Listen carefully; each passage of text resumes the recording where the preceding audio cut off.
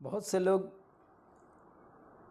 پیر کامل کی بارگاہ میں آتے ہیں، آنے کے بعد مرید ہو گئے، لیکن حقیقی معنوں میں مرید نہیں ہوتے ہیں، بلکہ ان کی تمنا توجہ کا مرکز کہیں نہ کہیں دنیا ہی ہوتا ہے۔ وہ پیر کی بارگاہ میں آتے ہیں ان کی روزی روٹی صحیح کرنے کے لیے، ان کے کاروبار میں برکت کے لیے، اور کچھ لوگ تو آتے ہیں اور آ کر کے آن دا اسپاٹ ایک دو دن میں وہ چاہتے ہیں کہ ایسا کچھ کا چمتکار ہو جائے پیر کے پاس کہ فٹافٹ جو ہے چمتکاری دروازے کھل جائے اور ان کے ساتھ جو ہے چمتکار ہونے لگ جائے۔ تو یہ کوئی سمجھداری نہیں ہے۔ آیا اسی بات کو جو ہے مولانا جلال الدین رومی علیہ رحمۃ الرضویٰ کی جو ہے جو آپ ایک حکایت نقل کرتے اپنی کتاب میں، اسے سمجھتے ہیں۔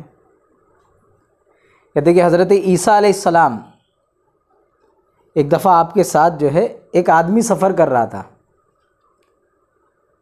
اس نے سوچا کہ یہ موقع تو بڑا اچھا ہے کہ عیسیٰ علیہ السلام کا ساتھ ملا ہے، اور بات تو بالکل صحیح بھی ہے کہ عیسیٰ علیہ السلام اللہ کے وہ نبی ہے کہ جو بیماروں پر توجہ ڈال دے تو وہ شفا یاب ہو جائے، یہاں تک کہ مردوں کو زندہ کر دے۔ تو اللہ رب العزت نے اپنے نبی کو اعلیٰ شان دی ہے، اور وہ عیسیٰ علیہ السلام اگر مل جائے تو اس موقع کو غنیمت جاننا چاہیے۔ لیکن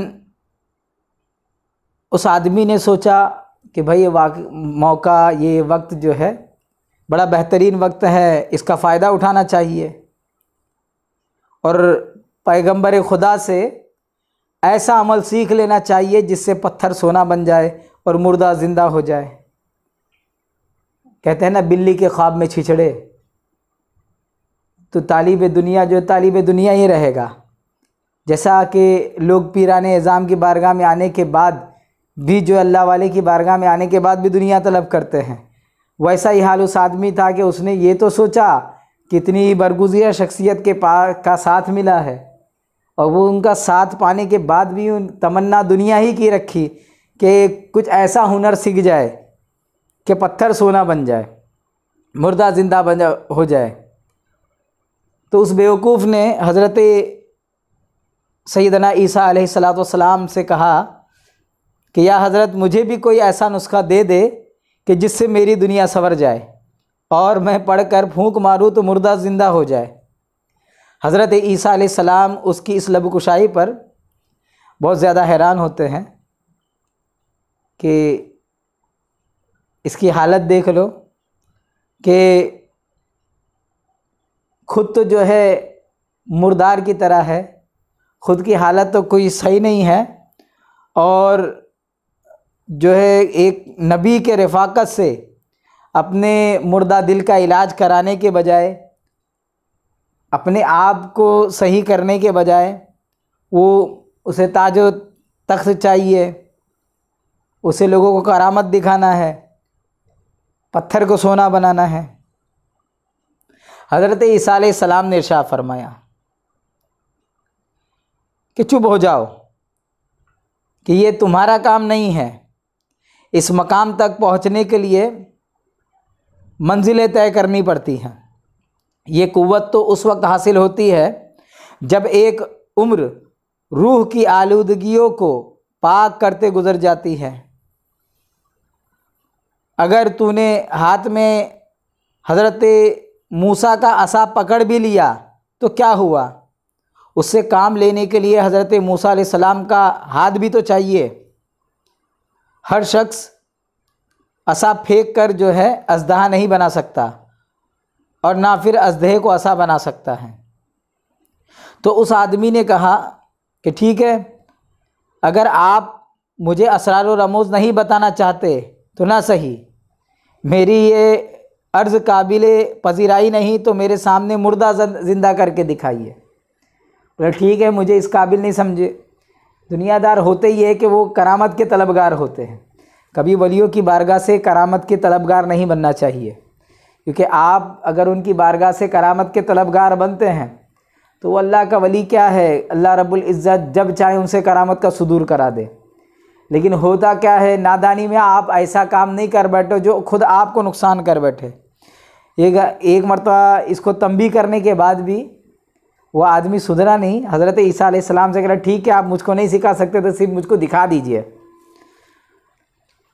کہتے ہیں بہت اصرار کیا اس نے، یہاں تک کہ چلتے چلتے راستے میں ایک اس کو گہرا گڈھا نظر آیا، اور اس گڈھے میں جو کچھ ہڈیاں جو ہے پڑی ہوئی تھی، تو اس آدمی نے ان ہڈیوں کو دیکھا تو عرض کیا کہ یا حضرت آپ ان پر ہی دم کر کے جو ہے